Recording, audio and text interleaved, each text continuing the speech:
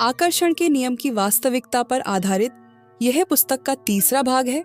इस भाग में हम चर्चा करेंगे कि क्या आकर्षण का नियम वास्तव में काम करता है?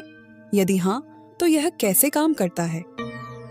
सदियों से इंसान जादू, चमत्कार और अनदेखी शक्तियों में यकीन करता आया है। इसी यकीन ने आकर्षण के नियम जैसे विचारों को जन्म दिया। इस सिद्धांत को आधुनिक समय में बड़े आकर्षक और चमत्कारी तरीके से प्रस्तुत किया गया। मांगो, विश्वास करो और पाओ जैसे जुमलों ने इस विचार को एक शक्तिशाली जीवन मंत्र की तरह स्थापित कर दिया। लेकिन क्या यह सिद्धांत वास्तव में उतना प्रभावी है जितना कि इसके समर्थक दावा करते हैं, या फिर यह सिर्फ एक मानसिक छलावा है जो हमारी कमजोरियों का फायदा उठाता है? आइए इस विचार को विस्तार से समझने का प्रयास करें। आकर्षण के नियम की मूल अवधारणा यह है कि आप जो सोचते हैं वही आप अपनी जिंदगी में आकर्षित करते हैं। अगर आप सकारात्मक सोचते हैं तो अच्छी चीजें होंगी। अगर नकारात्मक सोचते हैं तो बुरी चीजें आपकी जिंदगी में जगह लेंगी। इस विचार का बीजारोपण प्राचीन संस्कृतियों में भी देखा गया। हिंदू दर्शन में संकल्प शक्ति और कर्म सिद्धांत का जिक्र है, जो बताते हैं कि हमारे विचार और कर्म हमारे जीवन को प्रभावित करते हैं।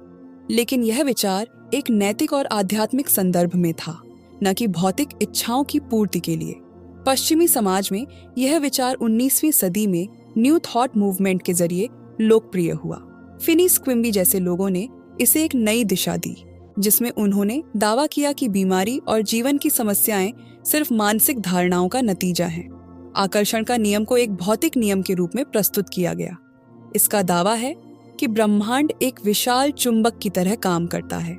आपकी सोच इस चुंबक को सक्रिय करती है और यह आपकी सोच के अनुरूप चीजें आपकी ओर खींचता है। यह दावा सरासर भौतिक विज्ञान के नियमों के खिलाफ है। भौतिक विज्ञान में विपरीत ध्रुव एक दूसरे को आकर्षित करते हैं, जबकि समान ध्रुव दूर भागते हैं। इसके अलावा कोई ठोस वैज्ञानिक प्रमाण नहीं है जो यह साबित करे कि हमारी सोच से भौतिक वास्तविकता प्रभावित होती है। मांगो, विश्वास करो, पाओ की प्रक्रिया आखिर काम कैसे करती है? रहोंडा बायरन की प्रसिद्ध किताब द सीक्रेट ने इस सिद्धांत को 3 सरल चरणों में विभाजित किया। पहला, यह तय करो कि तुम्हें क्या चाहिए। जितना स्पष्ट होगा उतना बेहतर। दूसरा, इस बात पर अटूट विश्वास रखो कि तुम्हें वह चीज मिल जाएगी। तीसरा, जब ब्रह्मांड तुम्हें वह चीज प्रदान करे तो उसे स्वीकार कर लो।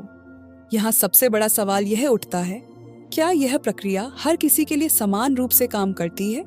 अगर कोई व्यक्ति गरीबी से निकलना चाहता है तो क्या केवल इस प्रक्रिया का पालन करने से वह अमीर हो जाएगा? अगर ऐसा है तो दुनिया में गरीबी और असमानता क्यों है? मगर आकर्षण के नियम की कुछ विफलताएं भी हैं।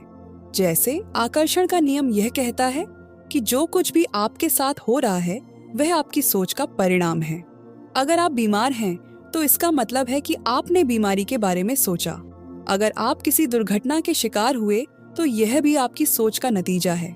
यह विचार न केवल असंवेदनशील है बल्कि पीड़ित व्यक्ति पर अनावश्यक रूप से दोष डालता है। इससे समाज में सहानुभूति और समर्थन का अभाव होता है। दूसरा, यह सफलता की गलत व्याख्या करता है।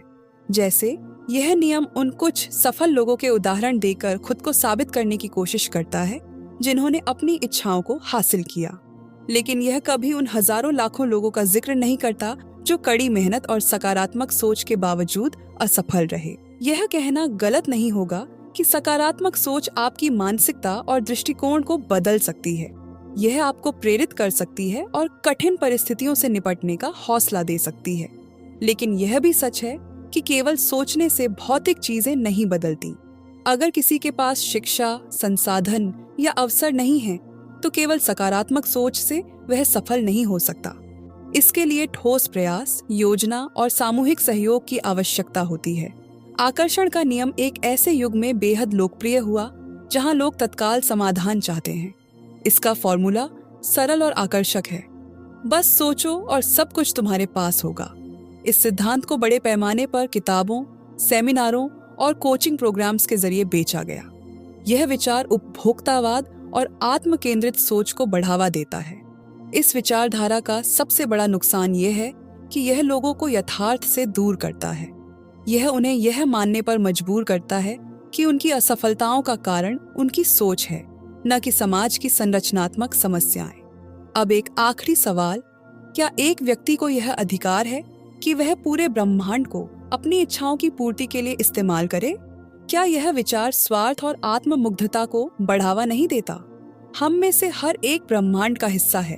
अगर यह नियम सच होता तो हमें भी दूसरों की इच्छाओं को पूरा करने में मदद करनी चाहिए। लेकिन क्या हम ऐसा करते हैं?